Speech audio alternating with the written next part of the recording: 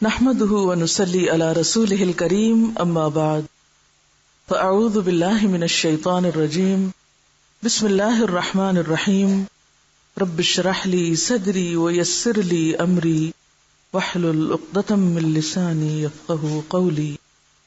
درود شریف پڑھیے. باب افضل الصدقہ، بہترین صدقے کا بیان. الفصل الاول عن ابی ہریرہ وحکیم ابن حزام قال قال رسول اللہ صلی اللہ علیہ وسلم خیر الصدقة ما كان عن ظہر غنى وابدأ بمن تعول. رواہ البخاری ورواہ مسلم عن حکیم وحدہ. ان ابی ہریرہ، ابو ہریرہ رضی اللہ عنہ سے روایت ہے، وہ حکیم بن حزام اور حکیم بن حزام سے. قالا، دونوں نے کہا، قال رسول اللہ صلی اللہ علیہ وسلم، کہ رسول اللہ صلی اللہ علیہ وسلم نے فرمایا، خیر الصدقتی، بہترین صدقہ، ما کانا، جو ہو، عن ظہر غنن، بے پروائی کے ساتھ، وابدأ، اور شروع کرو، بمن تعولو، ساتھ اس کے جن کی کفالت تم پہ واجب ہے، یعنی جن کی تم عیالداری کرتے ہو. رواہ البخاری، اسے بخاری نے روایت کیا، اور رواہ مسلم، اور اسے مسلم نے روایت کیا. ان حکیم وحدہ، مسلم کی روایت میں صرف حکیم بن حزام ہے. حضرت ابو ہریرہ اور حکیم بن حزام رضی اللہ عنہما کہتے ہیں، رسول اللہ صلی اللہ علیہ وسلم نے فرمایا، بہترین صدقہ وہ ہے جو بے پروائی کے ساتھ دیا جائے، اور شروع کرو اس شخص سے جس کا نفقہ تم پہ واجب ہو. یہاں لفظ ظہر غنن استعمال ہوا ہے. ظہر کا مطلب ہوتا ہے پیچھے، اور غنا کا مطلب ہوتا ہے مالدار ہونا یا غنی ہونا. یعنی جب تم صدقہ کرو تو سب کچھ نہ دے ڈالو، بلکہ اپنے لیے بھی کچھ باقی رکھو. اور دوسرا معنی جیسے کہ یہاں ہوا ہے کہ جو بے پرواہی کے ساتھ دیا جائے، یعنی انسان جب دے تو پھر نیکی کر دریا میں ڈال، بھول جاؤ. ایسا نہیں کہ تم دینے کے بعد پیچھا کرنا شروع کر دو، لینے والے پر احسان جتاؤ یا اس کو اذیت دو. اور اسی طرح ابتدا اس سے کرو جو تمہارا قریبی ہو، یعنی جن کی کفالت تم پہ فرض ہے، اپنے بیوی بچوں سے، اپنے گھر والوں سے، اپنے رشتہ داروں سے. اب یہاں پر بہترین صدقہ، نمبر 1 اس شخص کا صدقہ جو دل کے اطمینان کے ساتھ خرچ کرے، دے کے بھول جائے، لینے والے کو دکھ نہ دے. اس کو کیوں بہترین صدقہ قرار دیا گیا؟ اس کو اچھا صدقہ کیوں کہا گیا کہ یہ اچھا صدقہ ہے؟ دیکھیے، بہترین صدقہ وہ ہے جو بے پروائی کے ساتھ دیا جائے. کیوں بے پروائی کے ساتھ دیے ہوئے صدقے کو بہترین کہا گیا؟ اور ظاہر کا معنی جیسے کہ آپ سب جانتے ہیں، پیٹھ یا پیچھے، غنن، غنا کے، یعنی دینے کے باوجود پیچھے بھی کچھ باقی ہے، یہ مراد ہے اس سے. اور دوسرا، اگر غنا کو غنن نفس قرار دیا جائے تو اس سے مراد یہ کہ دینے کے بعد پھر آپ فقر یا محتاجی سے نہ ڈریں، جس کو دیا اس پر احسان نہ جتائیں، اور بے فکر ہو جائیں کہ ضائع نہیں ہوگا، ریٹرن آئے گا. ہونا تو یہ چاہیے تھا کہ سب کچھ دے ڈالنے کو بہترین صدقہ کہا جائے، لیکن یہاں یہ کہا جا رہا ہے کہ سب کچھ دے ڈالنا بہترین صدقہ نہیں. بہترین صدقہ وہ ہے کہ جب آپ دیں تو دینے کے بعد آپ خود محتاج نہ ہو جائیں. قرآن پاک میں اس کے بارے میں ایک آیت آتی ہے، کیا؟ وَلَا تَجْعَلْ يَدَكَ مَغْلُولَةً إِلَىٰ عُنُقِكَ وَلَا تَبْسُطْهَا كُلَّ الْبَسْطِ فَتَقْعُدَ مَلُومًا مَحْسُورًا. لا تبسطها کل البسط، اسے روکا گیا ہے، سب کچھ دے ڈالنے سے روکا گیا ہے. کیوں؟ فتقعد ملوما محسورا، ورنہ تم خود عاجز، محتاج، درماندے، ملامت زدہ ہو کے بیٹھ جاؤ گے، خود لوگوں کے آگے ہاتھ پھیلانے لگو گے. اور بہترین صدقہ کون سا ہے؟ جو تم سب سے پہلے اپنے گھر والوں کے اوپر خرچ کرتے ہو. اب گھر والوں پہ خرچ کرنا فرض ہے، تو فرض کی ادائیگی پر اجر بھی زیادہ ہے، جیسے نفل پر بھی ثواب ہے. لیکن اگر آپ فرض نماز چھوڑ کر نفل پڑھ رہے ہیں تو نفل فائدہ مند نہیں، پہلے فرض ادا کریں. اسی طرح جب آپ باہر دینے لگے تو پہلے دیکھ لیں کہ گھر والوں کے پاس ہے یا نہیں. اب آپ سوچ رہے ہوں گے کہ وہ پھر ان صحابی نے گھر والوں کو بھوکا چھوڑ کے دوسروں کو کیوں دیا؟ بتائیے. ہر حکم کے اندر استثنائی صورتیں موجود ہوتی ہیں.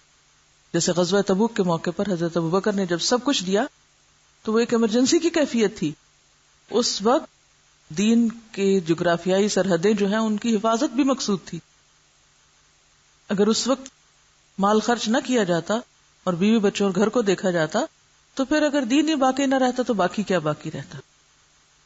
تو ایک بڑی ضرورت آ گئی سامنے. کچھ چیزیں ہیں جو عام حالات کے لیے ہیں اور کچھ ہیں جو خاص حالات کے لیے ہوتی ہیں. اسی طرح جس خاص کنڈیشن میں وہ شخص آیا تھا اس میں کہیں بھی اس کے لیے کھانا نہیں تھا، مسافر تھا، مہمان تھا. اور پھر وہ لفظ اگر آپ کو یاد ہو، اکرمی ضیف رسول اللہ صلی اللہ علیہ وسلم، کہ رسول اللہ کے مہمان کی عزت. یعنی یہ بھی ایک بہت بڑی بات ہے کہ کوئی شخص کہاں سے ریکمینڈ ہو کے آ رہا ہے، اس کے ساتھ مجھے کیسے معاملہ کرنا ہے. اور بعض اوقات میں بھی بھوکا، دوسرا بھی بھوکا، لیکن دوسرے کی بھوک میری بھوک سے زیادہ ہے. دو ضرورتیں سامنے آ گئی تو پھر کیا دیکھا جائے گا؟ کس کی ضرورت زیادہ ہے تو وہاں خرچ کیا جائے گا. وعن ابی مسعود قال قال رسول اللہ صلی اللہ علیہ وسلم اذا انفق المسلم نفقة على اهله وهو يحتسبها كانت له صدقة متفق علیہ. وعن ابی مسعود، ابو مسعود رضی اللہ عنہ سے روایت ہے، قال کہا، قال رسول اللہ، فرمایا رسول اللہ صلی اللہ علیہ وسلم نے، اذا انفق، جب خرچ کرتا ہے، المسلم، مسلمان، نفقتن، کوئی خرچ، علی اہلہ، اپنے گھر والوں پر، وہوا، اور وہ، یحتسبھا، ثواب کی امید رکھتا ہے اس سے، کانت، ہے، لہو، اس کے لیے، صدقہ، صدقہ. متفق علیہ، متفق علیہ روایت ہے. حضرت ابو مسعود رضی اللہ عنہ کہتے ہیں رسول اللہ صلی اللہ علیہ وسلم نے فرمایا کہ مسلمان جب اپنے اہل و عیال پہ خرچ کرتا ہے اور اس سے ثواب کی توقع رکھتا ہے تو یہ بھی اس کے لیے صدقہ ہی شمار ہوتا ہے. کتنی خوبصورت بات، کتنا خوبصورت ہے یہ دین. آپ اپنے فرائض ادا کریں لیکن احسان جتا کے نہیں. اپنے گھر والوں کو دے رہے ہیں لیکن ان پہ بھی احسان نہیں. بہت سے والدین کو دیکھا گیا کہ وہ بچوں کی تعلیم پہ اگر خرچ کرتے ہیں تو جینا حرام کر دیتے ہیں ان کا. تم پہ اتنا اتنا اتنا خرچ کر چکے ہیں. ایون اپنی اولاد کے ساتھ یا بیوی کے ساتھ بھی احسان کریں تو جتانا نہیں چاہیے. اور دوسری بات یہ ہے کہ اگر بچوں پر بھی آپ خرچ کرتے ہیں، اور خاص طور پر اگر ماں خرچ کرتی، کیونکہ باپ پر تو فرض ہے ہی، اس کو تو فرض ادا کرنے کا اجر ملے گا، لیکن اگر ماں محنت کر کے بچوں کو پال رہی ہے تو اس کے لیے دگنا اجر ہے، صدقے کا بھی اور قرابت داری کے حق کا بھی. اصل چیز کیا ہے پھر اجر کے اضافے میں؟ اصل بنیاد کس چیز کی ہے؟ نیت کی. آپ کوئی کام کیوں کر رہے ہیں؟ وعن ابی ہریرہ قال قال رسول اللہ صلی اللہ علیہ وسلم دینار انفقتہ فی سبیل اللہ ودینار انفقتہ فی رقبہ ودینار تصدقت به علی مسکین ودینار انفقتہ علی اہلک اعظمها اجرا الذی انفقتہ علی اہلک، رواہ مسلم. عن ابی ہریرہ، ابو ہریرہ رضی اللہ عنہ سے روایت ہے، قال، کہتے ہیں، قال رسول اللہ صلی اللہ علیہ وسلم، رسول اللہ صلی اللہ علیہ وسلم نے فرمایا، دینار، ایک دینار، انفقتہ، خرچ کیا تم نے اس کو، فی سبیل اللہ، اللہ کے راستے میں، ودینار، اور ایک دینار، انفقتہ، خرچ کیا تم نے اس کو، فی رقبۃ، گردن چھڑانے میں، ودینار، اور ایک دینار، تصدقت بہ، صدقہ کیا تم نے ساتھ اس کے، علی مسکین، اوپر مسکین کے، ودینار، اور ایک دینار، انفقتہ، خرچ کیا تم نے اس کو، علی اہلک، اپنے گھر والوں پر، اعظمها اجرا، سب سے بڑا اجر کے اعتبار سے، الذی، وہ ہے جو، انفقتہ، خرچ کیا تم نے اس کو، علی اہلک، اپنے اہل و عیال پر، رواہ مسلم، اسے مسلم نے روایت کیا ہے. حضرت ابو ہریرہ کہتے ہیں کہ رسول اللہ صلی اللہ علیہ وسلم نے فرمایا کہ ایک دینار وہ ہے جو تو خدا کی راہ میں خرچ کرے، ایک دینار وہ ہے جس کو تو غلام آزاد کرنے میں خرچ کرے 1 دینار وہ ہے، جس کو تو مسکین پر صدقہ کرے 1 دینار وہ ہے، جس کو تو اپنے اہل پر خرچ کرے، ان سب میں اپنے اعتبار سے سب سے بڑا دینار وہ ہے جس کو تو اپنے گھر والوں پہ خرچ کرے۔ آپ سب کو ایک وعدہ کرنا ہوگا مجھ سے، سب بیٹوں والی مائیں اپنے بیٹوں کو یہ حدیث لفظ لفظ پڑھائیں گی، سب ساسیں جو اس وقت ساس بن چکی ہیں خاص طور پر بیٹوں کو یہ حدیث سنائیں گی، یہ قرض ہے آپ پر۔ آپ کو پتا ہے بہت سے جھگڑے کہاں سے شروع ہوتے ہیں؟ کہاں سے شروع ہوتے ہیں؟ جب مرد حضرات اپنی ذمہ داری نہیں پوری کرتے۔ کیوں نہیں کرتے؟ اس کے کئی اسباب ہو سکتے ہیں۔ اس میں ایک سبب یہ ہوتا ہے کہ بیٹا کرنا چاہتا ہے، ماں نہیں کرنے دیتی، کہتے سب کچھ بیوی کو ہی دے ڈالو گے، سب کچھ بچوں پہ خرچ کر ڈالو گے۔ ٹھیک ہے، اس میں اعتدال چاہیے، سب کچھ بچوں اور بیوی کے لیے نہیں، لیکن ان کی ذمہ داری پوری کرنا۔ اگر مائیں یہ تعلیم اپنے بچوں کو دیں گی اور بچے آگے اپنی بیویوں کا اور بچوں کا خیال کریں گے، ان کا دھیان رکھیں گے، تو اس سے فائدہ کیا ہوگا؟ گھر میں خوشی ہوگی، گھر میں سکون ہوگا، تو آپ سب کام اچھے سے کر سکیں گے۔ اور دوسری بات یہ ہے کہ جب اپنے گھر والوں کو چھوڑ کے دوسروں کو دیا جاتا ہے، اس سے کیا ہوتا ہے نقصان؟ جو لے کے جاتے ہیں ان کے لیے دلوں میں نفرت اور عداوت پیدا ہوتی۔ پھر اوپر سے کہا جاتا ہے کہ آپ پھوپھی کے ساتھ اچھا سلوک نہیں کر رہے، آپ فلاں کے ساتھ اچھا نہیں کر رہے۔ مائیں یہ تو بیٹوں کو ضرور سکھاتی، دیکھو بہن ہے تمہاری، اس کو بھی دینا ہے، یہ بھانجے ہیں، یہ بھتیجے ہیں، یہ فلاں ہے، یہ فلاں ہے، سب کو دینا۔ نہیں سکھاتے تو کیا نہیں سکھاتے؟ بیوی کو بھی دینا۔ بیوی کا اگر وہ شوہر دل جیتیں گے تو کس کو فائدہ ہوگا؟ بالکل مدر ان لا کو ہی فائدہ ہوگا۔ لیکن اس کا یہ مطلب نہیں کہ بیویاں پھر واحد وارث بننا چاہیں سارے مال کی۔ دیکھیے مرد حضرات عام طور پر ان معاملات میں بیوی پہ بہت انحصار کرتے ہیں، وہ کہتے ہیں جدھر تم چاہو دے دو۔ اکثریت کو میں نے یہ دیکھا ہے، جو چاہو کرو۔ اب عورت کے ہاتھ میں ایک چیز آ گئی، اب ایک اور آزمائش، ہر نعمت آزمائش۔ اب اس پہ کیا فرض عائد ہوتا ہے کہ وہ سارا کچھ چھپا کے اپنے پاس ہی نہ رکھ لے۔ پھر اگین جب بہو پہ بات آتی ہے تو بہو اور بیٹی کے یا نند بھاوج کے آپس میں تعلقات کیوں خراب ہوتے ہیں؟ مثلا شوہر نے کچھ دیا، بہن کو نہیں دکھانا، چھپانا ہے، ساس سے بھی چھپانا ہے، اس سے بھی چھپانا ہے، اس سے بھی چھپانا ہے۔ اس کے کوئی وجوہات ہو سکتے ہیں، لیکن ان مسائل کو کم کرنے کے لیے اصل جو چیز چاہیے وہ دلوں کا بڑا ہونا ہے۔ جو لے جاتا ہے لے جائے، میرا حصہ کوئی بھی نہیں لے جا سکتا، میں نے انشور کرایا ہوا ہے، کوئی نہیں لے جا سکتا میرا، جو میرے حصے میں وہ آئے گا۔ اور اگر اللہ ہی نے نہیں لکھا میرے حصے میں، کسی کو دینے کی توفیق نہیں ہوگی، چاہے میں ٹکرے مار کے مروں، نہیں مل سکتا، لکھا ہی نہیں میری قسمت میں۔ تو اس لیے ان معاملات میں تھوڑی بے پرواہی کی بھی ضرورت، تھوڑی نہیں بلکہ بہت، دلوں کی وسعت کی بھی ضرورت ہے۔ شوہر رازق نہیں ہوتے، رازق کون ہے؟ اللہ۔ اگر وہ ہمیں دینے کی بجائے ماں کو دے رہے ہیں، بہن بھائیوں کو دے رہے ہیں، باہر کہیں دے رہے ہیں، تو اس پہ بہت دل نے کڑنے کی ضرورت نہیں۔ جو آپ کا وہ آ جائے گا، جو اللہ نے آپ کے لیے لکھا ہے وہ کہیں سے بھی آئے گا۔ تو جب تک ہم بھروسہ اللہ کی ذات پہ نہیں کریں گے نا تو بات نہیں بنے گی۔ یہ قصہ سنا رہی ہیں کسی کا کہ بیٹا جاب بھی کرتا تھا، بزنس بھی کرتا تھا، جو مال کماتا تھا ماں کو لا کے دیتا تھا۔ عام طور پہ ایسے ہی ہوتا ہے، بچے ماں سے اٹیچڈ ہوتے ہیں، سب کچھ انہیں کو سمجھنے لگا۔ اب ہوا کیا کہ جب شادی ہوئی تو بیوی کا مطالبہ شروع ہوا، لیکن وہ ساس جو تھی وہ ان کو عادت نہیں تھی دینے کی یا شیئر کرنے کی۔ تو اب نقصان کیا ہوا کہ بہو جو ہے وہ مسلح پہ بیٹھ گئی، یار رب بزنس خراب ہو، نہ مجھے دے نہ اس کو دے، کسی کو بھی نہ ملے۔ ہاں پھر لوگ انتہا پسندی میں یہاں تک پہنچ جاتے ہیں کہ اگر میرا نہیں تو کسی کا بھی نہیں۔ تو یہ طرز عمل بھی درست نہیں۔ یاد رکھیے کوئی بھی اصلاح ہو نہیں سکتی جب تک کہ دو طرفہ، دونوں طرف سے دل نہ بڑا کیا جائے، دونوں فرائض ادا کرنے میں نہ لگ جائے۔ اگر دونوں حقوق مانگنے میں لگ گئے تو مسئلہ خراب ہوگا۔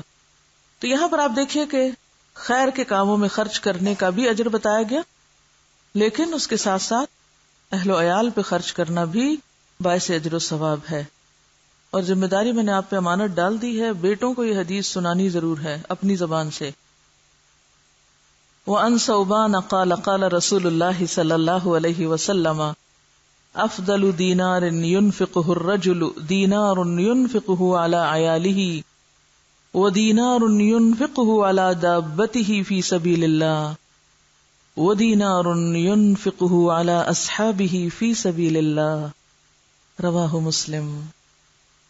وَعَنْ ثوبان رضی اللہ عنہ سے روایت ہے، قال کہا، قال رسول اللہ صلی اللہ علیہ وسلم کہ رسول اللہ صلی اللہ علیہ وسلم نے فرمایا، افضل دینار بہترین دینار، ينفقہ خرچ کرتا ہے اس کو، الرجل ایک شخص، دینار وہ دینار ہے، ينفقہ جسے وہ خرچ کرتا ہے، علی عیالہ اپنے گھر والوں پر، ودینار اور دینار، ينفقہ خرچ کرتا ہے اس کو، علی دابتہ اپنی سواری پر، فی سبیل اللہ اللہ کے راستے میں، ودینار اور ایک دینار، ينفقہ خرچ کرتا ہے اس کو، علی اصحابہ اپنے دوستوں پر، فی سبیل اللہ اللہ کے راستے میں، رواہ مسلم اسے مسلم نے روایت کیا۔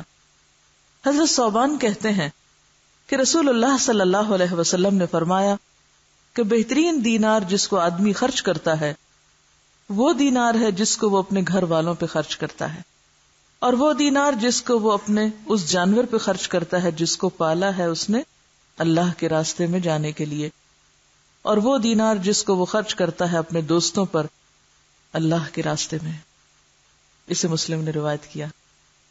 اب آپ دیکھیے کہ پھر سب سے پہلے گھر والوں کی بات ہے، گھر والوں کو مطمئن کرو، کیونکہ جب انسان گھر والوں کو مطمئن کر دیتا نا تو وہ اس کے مددگار بن جاتے ہیں۔ جب وہ مددگار ہو جاتے ہیں تو ان سے بہتر مددگار پھر کوئی نہیں ہوتا، آپ کے لیے زندگی آسان ہو جاتی ہے۔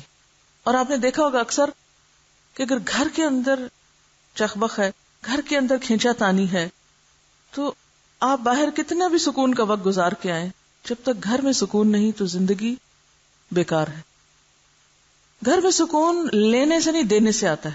آپ دینے والے بن جائیں، خدمت کرنے والے بن جائیں، محبت کرنے والے بن جائیں، دینے والے بن جائیں، تو آپ دیکھیں گے کہ بہت ساری خوشیاں جو آپ کروڑوں میں نہیں خرید سکتے وہ آپ کے حسن سلوک سے آپ کو ملنے لگیں گی، آپ کی بے نیازی سے آپ کو ملنے لگیں گی، آپ کے اللہ پہ توکل اور بھروسے کی وجہ سے آپ کی طرف پلٹیں گی۔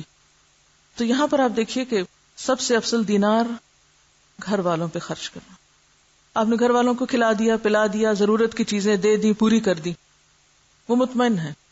اب آپ نکلیے باہر جانے کے لیے سواری چاہیے، اور سواری اللہ کے دین کے لیے۔ آج کل کوئی دابہ یعنی کوئی جانور وغیرہ، جیسے گھوڑا گدھا تو نہیں ہوتا، لیکن گاڑیاں شاید گھوڑوں گدھوں سے بھی زیادہ خرچہ مانگتی ہیں۔ ہر تھوڑے دن کے بعد پیٹرول کی قیمت اوپر چلی جاتی، جب اوپر جاتی تو آپ سوچتے ہیں اوہ میرا فلاں اور فلاں وزٹ، اس کا کیا بنے گا۔ پہلا خیال یہ نہیں آتا گھر کے کاموں کا کیا، پہلا یہ آتا اوہ اب تو شاید میں پڑھنے نہ جا سکوں، اب تو شاید میں فلاں جگہ درس پہ نہ جا سکوں، پیٹرول بہت مہنگا ہو گیا۔ اب یہ جو آپ صدقہ باہر ادھر ادھر کرتے رہتے ہیں، وہ صدقہ اپنے ہی گاڑی میں کریں، یا گاڑی کی مرمت، آپ کو پتا ہے کہ گاڑی کی مرمت بھی پھر ہزاروں مانگتی ہے، اسی گاڑی پہ لگائیں۔ اگر آپ کو کسی اور کو دینے کی نہیں بھی فرصت ملی تو جو گاڑی آپ اللہ کے راستے میں استعمال کر رہے ہیں وہ پیٹرول کھائے یا موبائل یا پھر مرمت، CNG واٹ ایور، وہ کیا ہے؟ فی سبیل اللہ، صدقہ ہے۔ گاڑی پر لگانا صدقہ ہے، اور اگر آپ صدقے کی نیت سے لگائیں گے کہ یا رب یہ سواری اللہ کے راستے میں مجھے دور دور لے جاتی ہے، تو بہترین صدقہ ہے۔ اور پھر اور بھی اچھا اگر اس گاڑی پہ آپ کچھ اور لوگوں کو بھی سوار کر لیں یا کسی کو دے دیں استعمال کے لیے۔ وَدِينَارٌ يُنْفِقُهُ عَلَى أَصْحَابِهِ فِي سَبِيلِ اللَّهِ۔ اب جب آپ اللہ کے راستے میں نکلتے تو اکیلے کہاں نکلیں گے؟ اکیلے تو نہیں نکل سکتے، ساتھ ہوں گے نا ساتھی۔ جب ساتھی ساتھ ہوں گے، کسی کو کھانا چاہیے، کسی کو سواری چاہیے، کسی کو کتاب چاہیے، کسی کو کچھ چاہیے۔ پہلے گھر والوں کو مطمئن کیا، پھر راستے کا انتظام کیا، پھر جہاں گئے وہاں جو آپ کے ساتھی ہیں ان کی ضروریات کا خیال رکھا، بہترین صدقہ۔ آپ کو حدیث یاد ہے جس میں آتا ہے کہ بندوں کی محبت اگر چاہیے تو کیا کرو؟ جو کچھ بندوں کے ہاتھ میں ہے اس سے بے نیاز ہو جائے، بندے تم سے محبت کرنے لگیں گے۔ اور جب تک تم بندوں کے ہاتھ کی چیز کے پیچھے پڑے رہو گے محبت نہیں ملے گی ان سے، اور ونس وہ محبت کرنے لگ جائیں تو پھر آپ دیکھیں ان سے آپ کچھ بھی کروا سکتے ہیں۔ پھر مشکل نہیں ہوگا. ہم گھر والوں سے کھینچا تانی جب رکھتے ہیں تو نتیجتاً نہ وہ ہماری مانتے نہ ہم ان کی مانتے ہیں. تو گھروں کی کشمکش دور کرنا ضروری ہے، اور اس کے لیے مال اہم کردار ادا کرتا ہے. جو دینے والے نہیں ان کو دے کر سکھائیں. بعض لوگوں کو دینا آتا ہی نہیں، سیکھا ہی نہیں، بچپن سے ہی بخل پہ ٹریننگ ہے. اور سب سے بڑی بات ہی نا کہ اگر ماں باپ صرف یہ چند حدیثیں بھی بچوں کو سکھا دیں، بچپن میں ہی ذہن میں ڈال دیں، تو آپ دیکھیں گے کہ بڑے ہو کر وہ دل اتنے تنگ نہیں رہیں گے.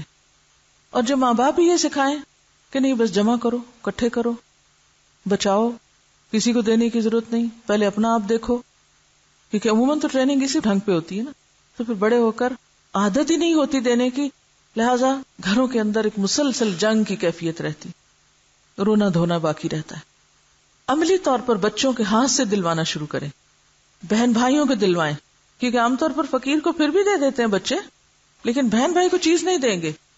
تو بہن بھائیوں میں شیئرنگ کی عادت ڈالیں، یہ چیز تمہارے لیے اور یہ چیز سب کے لیے. ہمارے والد جب کوئی چیز گھر میں لاتے تو بچوں سے کہتے سب کو تقسیم کرو، کوئی ڈرائی فروٹ ہو، کچھ بھی، تو کہتے اچھا آج فلاں تم ادھر آؤ، سب کو دو. اس سے دینے کی عادت پڑتی اور اپنوں کو دینے کی عادت پڑتی، ورنہ انسان اپنوں کو دینے میں بعض اوقات زیادہ بخیل ہوتا ہے. دسترخوان سے یہ ٹریننگ شروع کی جائے.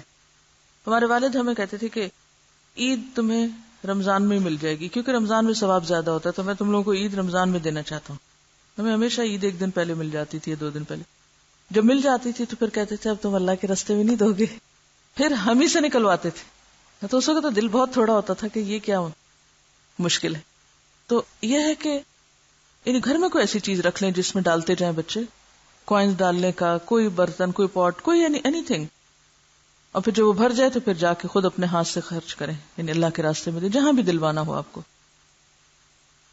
ایدھی کی اگر آپ نے بایوگرافی پڑھی، میں نے ساری پڑھی، 3 دن میں پڑھی تھی میں نے، اور بہت کچھ سیکھا تھا میں نے اس میں وہ لکھتے ہیں کہ اس کام کے کرنے کے پیچھے کون تھا؟ کہتے ہیں میری ماں، جو بالکل پڑھی لکھی نہیں تھی اور بہت غریب گھرانے سے تعلق رکھتے تھے، لیکن ماں ان کے ہاتھ سے بہت صدقہ کرواتی تھی. وہ کہتے ہیں کہ وہ ایک چھتی کے اوپر وہ رکھی ہوئی ہوتی تھی ایک کٹورا یا پیالہ، اور اس میں پیسے ہوتے تھے، مجھے چڑھا کے اترواتی تھی، پھر کہتی جاؤ وہاں دے کر آؤ، اور مجھے دوڑاتی تھی دور دور تک گاؤں میں، اور جہاں جہاں ضرورت ہوتی تھی وہاں مجھے بھیجتی تھی. تو وہ کر کر کے ایک ایسی عادت پڑی کہ پھر وہ کیے بغیر چین بھی تو نہیں آتا. جب آپ کو بچپن سے عادت پڑ جائے تو پھر آپ نہیں چھوڑ سکتے، پھر وہ رگ رگ میں چلا جاتا ہے. اور بچپن سے بخل پہ بچوں کو پالے، رگ رگ میں بخل گھس جائے گا، ساری زندگی خود بھی اذیت اٹھائیں گے اور دوسروں کے لیے بھی وبال جان ہوں گے. کیونکہ بخیل شخص جو ہے اس کے ساتھ زندگی بسر کرنا سب سے مشکل کام ہوتا ہے. اور پھر آپ دیکھیے خاص طور پر یہ حدیث مسلم کی روایت ہے اور بڑی خوبصورت حدیث ہے، جس میں کہ فی سبیل اللہ اپنے ساتھیوں پہ خرچ کرنا، ان کی ضروریات پر. وعن ام سلمۃ قالت قلت یا رسول اللہ الی اجر ان انفق علی بنی ابی سلمہ انما هم بنیہ فقال انفقی علیہم فلک اجر ما انفقت علیہم متفق علیہ. وعن ام سلمہ سے روایت ہے، قالت کہتی ہیں قلت میں نے کہا یا رسول اللہ، اے اللہ کے رسول صلی اللہ علیہ وسلم، الی اجر کیا میرے لیے اجر ہے، ان انفقا کہ میں خرچ کروں، علی بنی ابی سلمہ ابو سلمہ کے بچوں پر، انما ہم بنیہ بے شک وہ میرے بچے بھی ہیں. آپ کو معلوم ہے نا کہ حضرت ام سلمہ جو آپ کی اہلیہ محترمہ تھی، ان کی شادی پہلے ابو سلمہ سے ہوئی تھی، اور پھر وہ 4 بچے چھوڑ کر فوت ہوئے تھے، اور وہ بچے اپنے ساتھ حضور کے گھر لائی تھی. فقالا تو آپ نے فرمایا انفقی علیہم ان پہ خرچ کرو، فلک اجر ما انفقت علیہم تو تمہارے لیے اجر ہے جو بھی تم ان پہ خرچ کرو گی. متفق علیہ، متفق علیہ روایت ہے. حضرت ام سلمہ کہتی ہیں کہ میں نے حضرت صلی اللہ علیہ وسلم سے عرض کیا، اے اللہ کے رسول صلی اللہ علیہ وسلم، اگر میں ابو سلمہ کے بیٹوں پر جو میرے بیٹے بھی ہیں خرچ کروں، کیا مجھ کو اس کا ثواب ملے گا؟ آپ نے فرمایا تو ان پر خرچ کر، تجھ کو ثواب ملے گا اس کا جو تو ان پہ خرچ کرے گی. یہ سوال ام سلمہ کے ذہن میں کیوں آیا؟ کیونکہ عورت کے اوپر خرچ کی ذمہ داری نہیں، عورت پہ نان نفقہ واجب نہیں اولاد کا، یہ شوہر کا فرض ہے. لیکن اگر عورت کرتی ہے شوہر کے مر جانے کی صورت میں یا ایون زندہ ہوتے ہوئے بھی لاپرواہ ہونے کی صورت میں، تو اس کے لیے سراسر اجر ہے اگر اپنے بچوں پہ خرچ کرتی ہے. اور اس میں اگلی حدیث تو بہت ہی زبردست ہے جو اس مسئلے کو بہت اچھی طرح صاف کر دیتی ہے. وَأَنْ زَيْنَبَ امْرَأَةِ عَبْدِ اللَّهِ بْنِ مَسْعُودٍ قالت قال رسول الله صلى الله عليه وسلم وتصدقن يا معشر النساء ولو من حليكن قالت فرجعت إلى عبد الله فقلت إنك رجل خفيف ذات اليد وإن رسول الله صلى الله عليه وسلم قد أمرنا بالصدقة فأته فاسأله فإن كان ذلك يجزئ عني وإلا صرفتها إلى غيركم قالت فقال لي عبد الله بل ائتيه أنت قالت فانطلقت فإذا امرأة من الأنصار بباب رسول الله صلى الله عليه وسلم حاجتي حاجتها قالت وكان رسول الله صلى الله عليه وسلم قد ألقيت عليه المهابة فقالت فخرج علينا بلال فقلنا له ائت رسول الله صلى الله عليه وسلم فأخبره أن امرأتين بالباب تسألانك أتجزئ الصدقة عنهما على أزواجهما وعلى أيتام في حجورهما ولا تخبره من نحن قالت فدخل بلال على رسول الله صلى الله عليه وسلم فسأله فقال له رسول الله صلى الله عليه وسلم من هما قال امرأة من الأنصار وزينب فقال رسول الله صلى الله عليه وسلم أي الزيانب قال امرأة عبد الله فقال رسول الله صلى الله عليه وسلم لهما أجران أجر القرابة وأجر الصدقة متفق عليه واللفظ لمسلم. ان زینب، زینب سے روایت ہے. کون زینب؟ امراتی، بیوی عبداللہ ابن مسعود، عبداللہ بن مسعود کی. قالت کہتی ہیں قال رسول اللہ، فرمایا رسول اللہ صلی اللہ علیہ وسلم نے تصدقنا، صدقہ کرو، یا معشر النساء، اے عورتوں کے گروہ، ولو، اور اگرچہ من حلیکن، تمہارے زیورات میں سے ہی کیوں نہ ہو. قالت، وہ کہتی ہیں فرجعت، تو میں لوٹی، الی عبداللہ، طرف اپنے شوہر عبداللہ کے. فقلت، تو میں نے کہا، انکا، بے شک تم، رجل، ایک شخص ہو، خفیف، ہلکے، ذات الیدی، ہاتھ والے، ہلکے ہاتھ والے یعنی غریب شخص ہو. وَإِنَّ رسول اللہ، اور بے شک رسول اللہ صلی اللہ علیہ وسلم نے قد امرنا، ہمیں حکم دیا ہے، بالصدقۃ، صدقے کا. فأتہ، پس جاؤ آپ کے پاس، ہی سے مراد یہاں نبی صلی اللہ علیہ وسلم. فاسألہ، تو پوچھو آپ سے.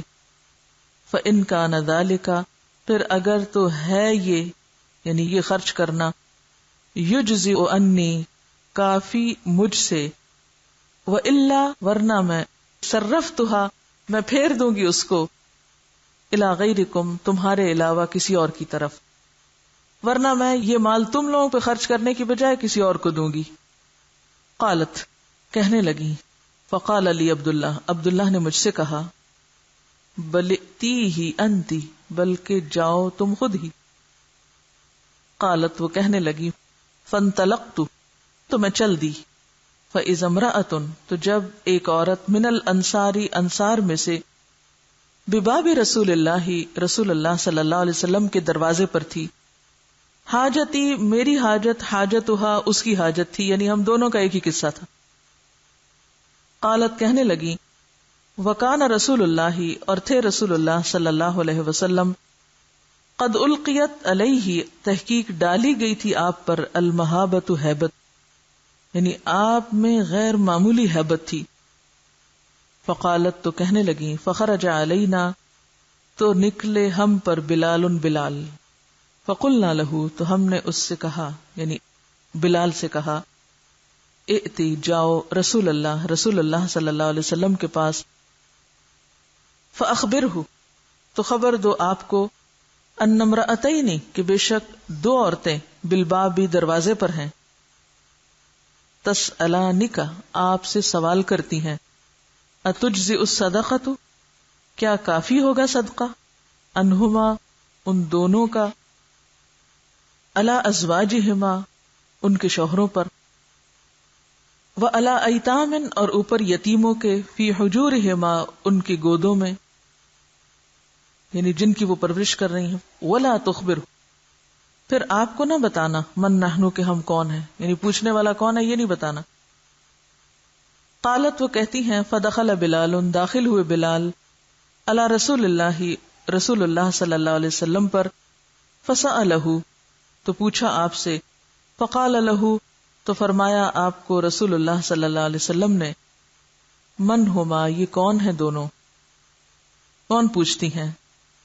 قال بلال کہنے لگے، امرأۃ ایک عورت تو من الانصار انصار میں سے ہے، وزینب اور زینب بھی ہے۔ فقال رسول اللہ صلی اللہ علیہ وسلم نے فرمایا، ایو زینب کون سی زینب، حالانکہ وہ منع کر کے انہوں نے بھیجا تھا۔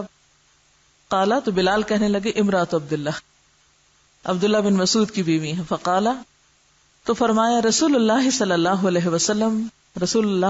وسلم نے، لہما ان دونوں کے لیے اجرانی دو اجر ہیں، اجر القرابتی قرابت داری کا اجر، و اجر الصدقتی اور صدقے کا اجر، متفق علیہ متفق علیہ روایت ہے، واللفظ لمسلم اور یہ لفظ مسلم کا ہے، یعنی الفاظ مسلم کے ہیں۔ حضرت عبداللہ بن مسعود رضی اللہ عنہ کی بیوی زینب کہتی ہیں کہ رسول اللہ صلی اللہ علیہ وسلم نے فرمایا، اے گروہ خواتین خیرات کرو اگرچہ وہ تمہارے زیورات ہی میں سے کیوں نہ ہو، یعنی عورتوں کو آپ نے خاص طور پر تلقین کی، خیرات کی۔ زینب کہتی ہیں کہ رسول اللہ صلی اللہ علیہ وسلم کا وعظ سن کر جب میں اپنے شوہر عبداللہ کے پاس پہنچی تو میں نے ان سے کہا کہ تم ایک مفلس آدمی ہو، اور رسول اللہ صلی اللہ علیہ وسلم نے ہمیں خیرات کرنے کا حکم دیا ہے، لہٰذا تم حضرت صلی اللہ علیہ وسلم کی خدمت میں حاضر ہو کر دریافت کرو کہ اگر میں تم پر اور تمہاری اولاد پر خرچ کروں تو یہ کافی ہوگا یا نہیں۔ یہ لفظ آتا ہے نا، اتجزئ الصدقۃ عنہما کیا کافی ہو جائے گا صدقہ ان دونوں کی طرف سے، یعنی ان دونوں کو دینے پر، ورنہ پھر دوسروں کو صدقہ دوں۔ زینب کہتی ہیں عبداللہ نے یہ سن کر مجھ سے کہا کہ تم ہی جاؤ۔ زینب کہتی ہیں میں گئی اور دیکھا کہ ایک انصاری عورت رسول اللہ صلی اللہ علیہ وسلم کے دروازے پر بیٹھی ہے، اور اس کی حاجت بھی میری ہی حاجت کی مانند تھی، وہ بھی یہی بات دریافت کرنے آئی تھی۔ زینب کہتی ہیں کہ رسول اللہ صلی اللہ علیہ وسلم میں غیر معمولی ہیبت تھی۔ دفعتاً ہمارے پاس بلال آئے، ہم نے ان سے کہا کہ رسول اللہ صلی اللہ علیہ وسلم کی خدمت میں حاضر ہو کر عرض کرو کہ دو عورتیں دروازے پہ بیٹھی ہیں اور دریافت کرتی ہیں کہ اگر وہ اپنے شوہروں اور ان یتیم بچوں کو جو ان کی پرورش میں ہیں صدقہ دیں تو کیا یہ کافی ہو جائے گا، اور آپ سے یہ ذکر نہ کرنا کہ پوچھنے والی عورتیں کون ہیں۔ زینب بیان کرتی ہیں کہ بلال چلے گئے اور رسول اللہ صلی اللہ علیہ وسلم کی خدمت میں حاضر ہو کر مسئلہ پوچھا۔ آپ نے دریافت فرمایا یہ دونوں عورتیں کون ہیں؟ بلال نے کہا ایک انصاری عورت ہے، دوسری زینب ہے۔ آپ نے پوچھا کون سی زینب؟ بلال نے کہا عبداللہ کی بیوی۔ آپ نے فرمایا ان کو دوہرا ثواب ملے گا، ایک ثواب تو قرابت کا اور دوسرا صدقے کا۔ کتنا زیادہ عورت کے حقوق کو اس طرح پروٹیکٹ کیا گیا، خاص طور پر وہ عورتیں جن کو شوہر کی طرف سے مالی مشکلات کا سامنا ہو۔ پہلی بات تو یہ کہ آپ صلی اللہ علیہ وسلم نے عورتوں کو الگ خاص طور پر صدقے کی تعلیم دی، اور وہ ایک اور حدیث سے پتہ چلتا ہے کہ آپ نے فرمایا کہ تکثرن اللعن، تم زبان کا غلط استعمال کرتی ہو، کثرت سے لان تان کرتی ہو، یعنی ڈانٹ ڈپٹ بچوں کو، ادھر ادھر ہر ایک چیز کو، تو تمہیں خیرات کرنی چاہیے۔ اس سے کیا پتہ چلتا ہے کہ زبان کے گناہوں کا کفارہ کس میں ہے۔ اور پھر دوسری وجہ آپ نے بتائی تھی کہ تم خاوند کی ناشکری ہوتی، وہ جتنا بھی احسان کرے تو تم نہیں مانتی اس کو۔ اس ناشکرے پن کا بھی کفارہ اور ازالہ کس میں ہے؟ صدقے میں۔ اب جب صدقے کی بات آئی تو وہ کہتی ہیں کہ میں گھر پہنچی، کہتے ہیں کہ حضرت عبداللہ بن مسعود کی جو اہلیہ تھی وہ ہنر مند تھی اور اپنے ہاتھ سے کوئی کام کیا کرتی تھی اور اس سے کمائی کرتی تھی۔ اب عبداللہ بن مسعود کچھ نہیں کماتے تھے، فقیر آدمی تھے، سب ذمہ داری انہی کی تھی۔ وہ واپس آئیں، جب سنا کہ صدقہ خیرات کرنا ہے تو گھر آ کر کہنے لگی کہ دیکھو تم تو ایک مفلس آدمی ہو اور آپ نے ہمیں صدقے کا حکم دیا ہے، لہذا تم جا کر یہ پوچھ کے آؤ کہ میں تم پہ اور تمہاری اولاد پہ جو خرچ کرتی ہوں وہ میرے حق میں صدقہ لکھا جائے گا. کیا کافی ہوگا صدقہ؟ یہی صدقہ کافی ہے یا اس کے علاوہ میں باہر بھی کروں؟ زینب کہتی ہیں کہ عبداللہ نے سن کے مجھ سے کہا کہ نہیں، میں تو نہیں جاتا پوچھنے، تم خود ہی جاؤ. یہی جھگڑے ہوتے ہیں نا گھروں میں. اب یہ دیکھیں کہ ایک طرف وہ کام نہیں کر رہے، دوسری طرف مسئلہ بھی نہیں پوچھ کے دے رہے.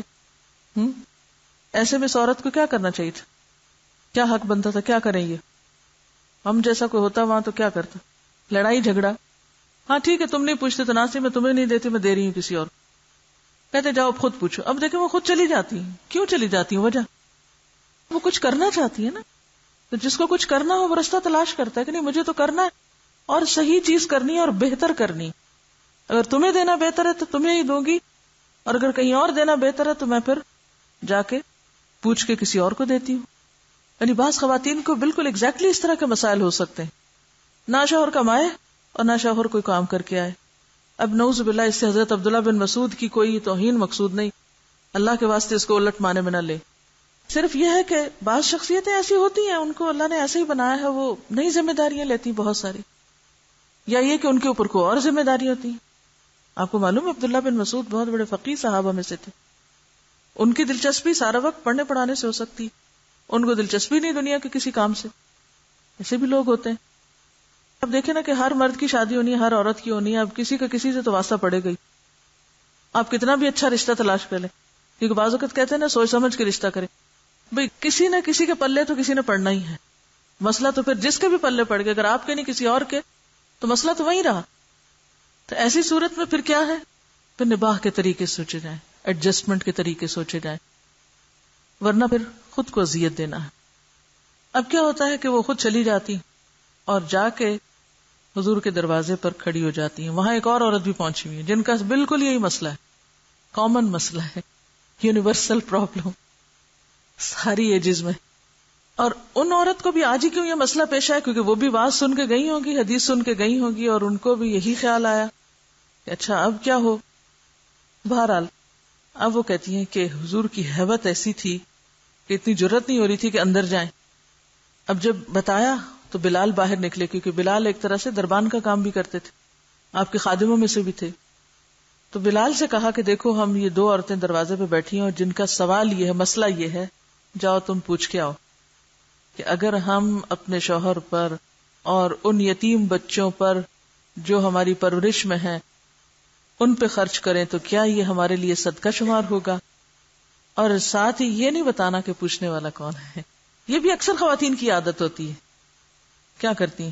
میرا نام نہ لینا. ایسا کیوں ہوتا ہے ویسے؟ نام کیوں چھپاتے ہیں ہم؟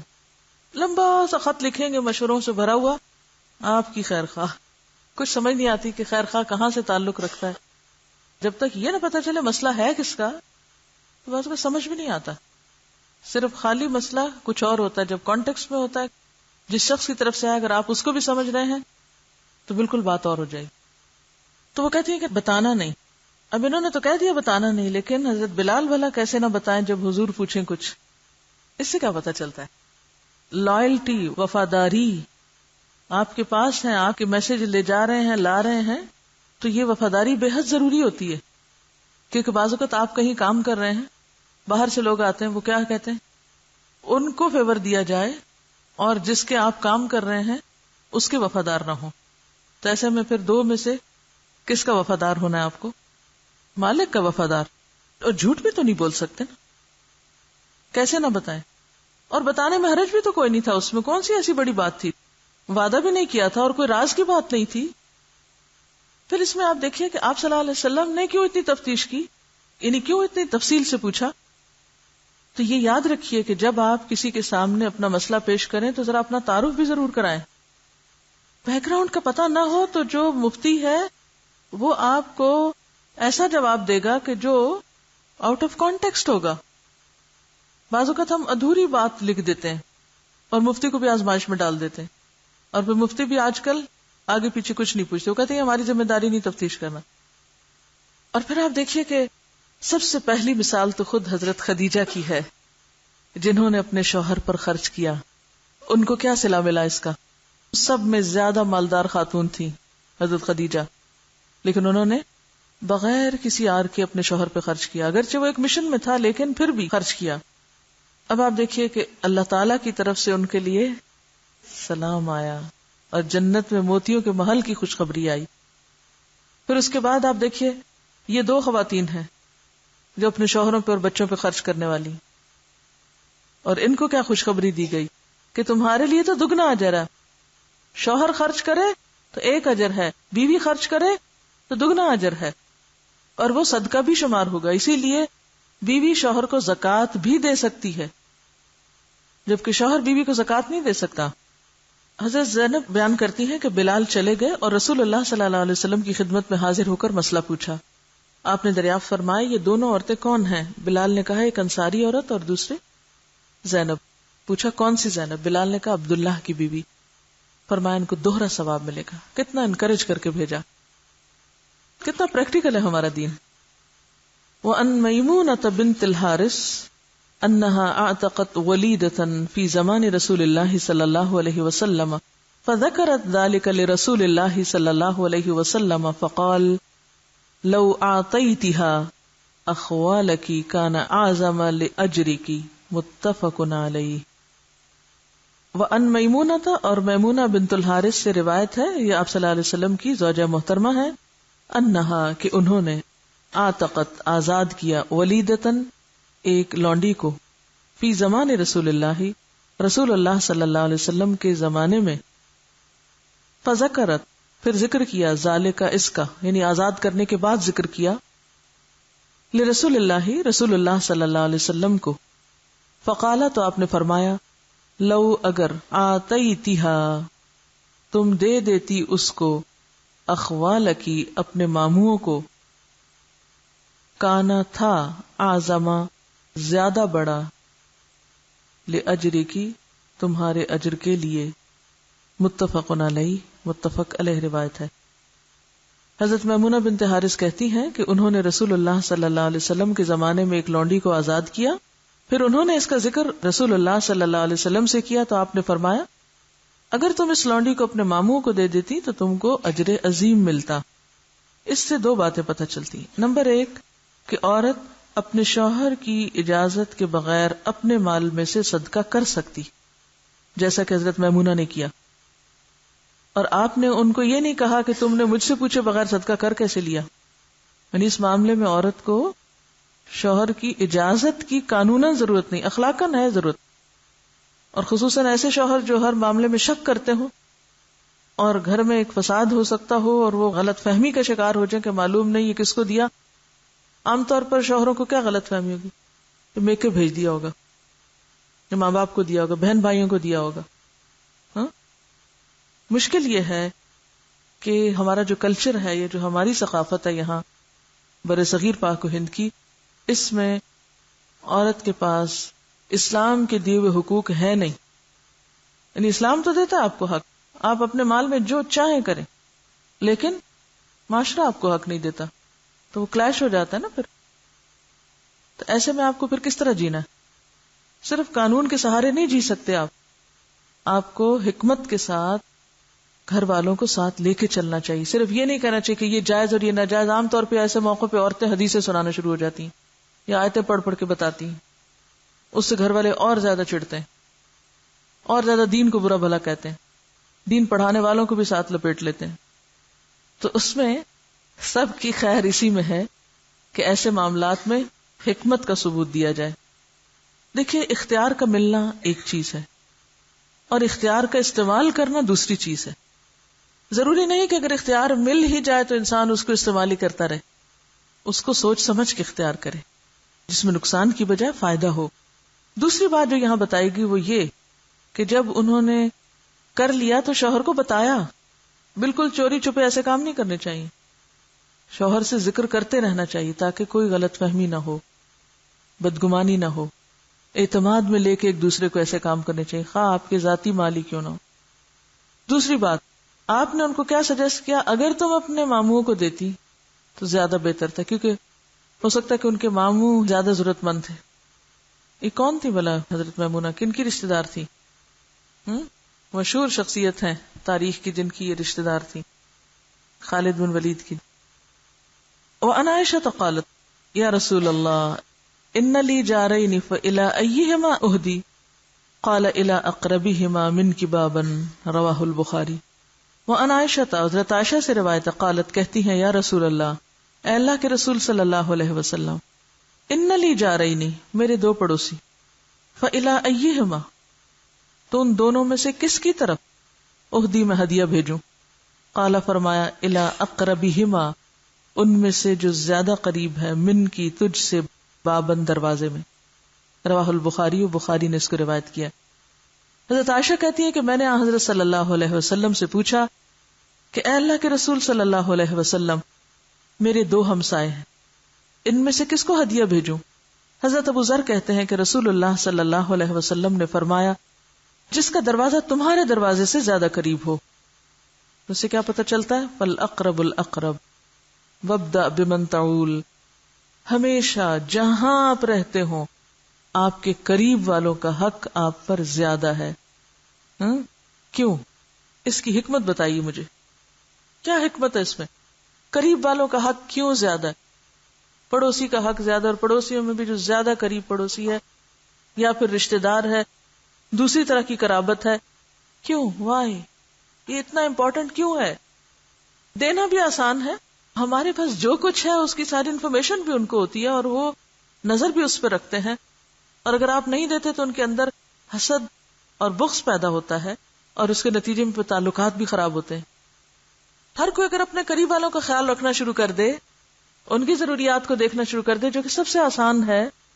ہم عموماً جب نیکی کا سوچتے ہیں تو وہ دور بیٹھے ہوئے لوگوں کا تو سوچتے ہیں، مگر جو آس پاس قریب ہیں ان کو بھول جاتے ہیں. تو ترتیب یہی ہے، قریب سے یعنی قدم قدم قدم آگے دائرہ پھیلائیں، لیکن ابتدا میں وہ دائرہ چھوٹا ہی ہوگا. اب اس کو یوں دیکھیے، آپ ایک نقطہ لگائیے، نقطے کی کیا ویلیو؟ ایک نقطہ ہے، اس کے گرد سرکل لگائیے، کریے ایکٹیویٹی، سرکل پر سرکل لگائیے، پھر ایک اور سرکل لگائیے اس کو. اب آپ دیکھیے کہ دائرہ وسیع ہوتا جائے گا نا، دائرہ بڑا ہوتا جائے گا نا، ہر سرکل کے آگے ایک اور سرکل لگتے آٹومیٹیکلی دائرہ بڑھتا جائے گا. لیکن آپ آغاز کس سے کریں؟ قریب والے دائرے سے. اس میں آسانی بھی ہے، اس میں بھلائی بھی ہے کہ یہ سارے آپ کے سپورٹر ہو جائیں گے، سارے مددگار بن جائیں گے، یہ زیادہ آپ کے کام آنے والے بھی بن جائیں گے. اگرچہ اس نیت سے نہیں کسی کے ساتھ بھلائی کرنی چاہیے، لیکن جیسے حضرت موسیٰ علیہ السلام نے کہا تھا وَاجْعَلْ لِي وَزِيرًا مِّنْ أَهْلِي هَارُونَ أَخِي. وَعَنْ أَبِي ذَرٍّ قَالَ قَالَ رسول اللہ صلی اللہ علیہ وسلم اذا طبخت مرقة فأكثر ماءها وتعاهد جيرانك. رواہ مسلم.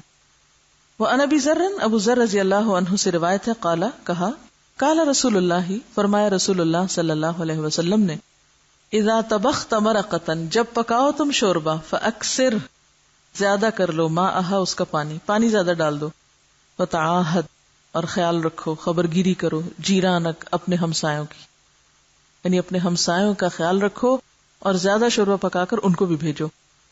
رواہ مسلم. حضرت ابو ذر رضی اللہ عنہ کہتے ہیں کہ رسول اللہ صلی اللہ علیہ وسلم نے فرمایا جب تو شوربہ پکائے یعنی سوپ بنائے تو اس میں زیادہ پانی ڈال اور خبرگیری کر اپنے ہمسایوں کی. یہ جو بات ہے طبختہ، ابو ذر سے کہا تھا طبختہ، طبختی کیوں نہیں کہا؟ مرد تو نہیں پکاتے، منع نہیں ہے مردوں کو پکانا، بالکل منع نہیں ہے. دنیا کے مشہور شیف جو ہے، بہترین شیف کون ہیں؟ عورتیں تھوڑی، مرد ہی ہیں. جی ہاں، تو مردوں کی کوکنگ جائز ہے، مردوں کے ہاتھ کا پکا ہوا آپ کھا سکتے ہیں. اکثر لوگ پوچھتے رہتے ہیں کرسچن کا پکا ہوا کھا سکتے ہیں، مرد کوک کو رکھ سکتے ہیں گھر میں، مرد کا پکا ہوا کھا سکتے ہیں؟ بالکل کھا سکتے ہیں. اچھا، دوسری جو اہم بات ہے یہاں پر وہ ہے ہمسایوں کی خبرگیری، قریبی ہمسایوں کے ساتھ شیئرنگ کھانے پینے کی چیزوں میں. اور پانی زیادہ پڑے گا تو کیا ہوگا؟ ہنڈیا میں زیادہ شوربہ ہوگا، دل بھی بڑا ہوگا دینے سے، اور پھر بخل دور ہوگا. اور پھر جب آپ دینے والے ہوں گے تو کوئی آپ کو بھی نہیں بھولے گا انشاءاللہ. آپ کو پتا ہے کہ مجھے اور اداروں کا تو نہیں پتا، شاید جو ہمارے اسلامی مدارس ہیں ان میں بھی لڑکوں کو کچھ کوکنگ وغیرہ سکھاتے ہیں، آئی ڈونٹ نو. لیکن ایک اسکول کے بارے میں جانتی ہوں، کراچی گرامر، کہ جہاں باقاعدہ لڑکوں کو سوپ وغیرہ بنانا اور چھوٹی چھوٹی کوکنگ کرنا سکھاتے ہیں، بٹن لگانا اور چھوٹی چھوٹی سلائی، اور اس میں کوئی امتیاز نہیں. میں سوچتی ہوں یہ سنت تو ہمارے رسول صلی اللہ علیہ وسلم کی ہے. ہمارے اسلامی اسکولز اپنے کریکولم میں شاید ہو، میرے علم میں نہیں، لیکن عموماً دیندار طبقہ اس طرف توجہ نہیں کرتا. آپ زبان سیکھ لیں، کراٹے سیکھ لیں، فرسٹ ایڈ کی ٹریننگ لے لیں، نشانہ بازی سیکھیں، گھڑ سواری سیکھیں، سوئمنگ سیکھیں، کچھ نہ کچھ سیکھیں، کسی کام کے بنے کہ کسی دوسرے کے کام آ سکیں، کچھ نہ کچھ سیکھیں. میری بہن بتا رہی تھی کہ ان کے اسکول میں ایک ٹیچر ہے جو کانوینٹ میں پڑھی ہے، تو وہ کہتی کہ ہماری جو ٹیچر ہوتی تھی وہاں پر، وہ ہر روز صبح ہمیں واک پہ لے جاتی تھی. ایک راستے سے لے جاتی اور دوسرے راستے سے واپس لاتی، ہر درخت اور ہر پتے کے بارے میں ہمیں آن دا اسپاٹ بتاتی. اس میں آپ دیکھیں کہ کتنی بہترین لرننگ بھی ہے، اور بچوں کو سمجھ بھی کتنا سمجھتے ہیں کہ کون بچہ توجہ دیتا ہے، کون کیسے بہیو کرتا ہے، کون سنتا ہے، کون نہیں سنتا، کون سیکھتا ہے، کون نہیں سیکھتا. لیکن آج اس طرح کی تعلیم ہم میں ناپید ہوتی چلی جا رہی ہے. یہی وجہ کہ ہمارے بچے کیا کچھ پڑھ لیتے ہیں، لیکن ان کو ایک پانی کا گلاس کسی کو پیش کرنا بعض اوقات نہیں آتا ہوتا. عملی تعلیم نہیں رہی، اور اس کی شدید ضرورت ہے. اور یہ تمام کام جو ہے، یعنی اپنے ہاتھ سے کسی کا بھی کام کر دینا، یہ سب کیا ہے؟ صدقہ. یہ بھی صدقے کی قسم.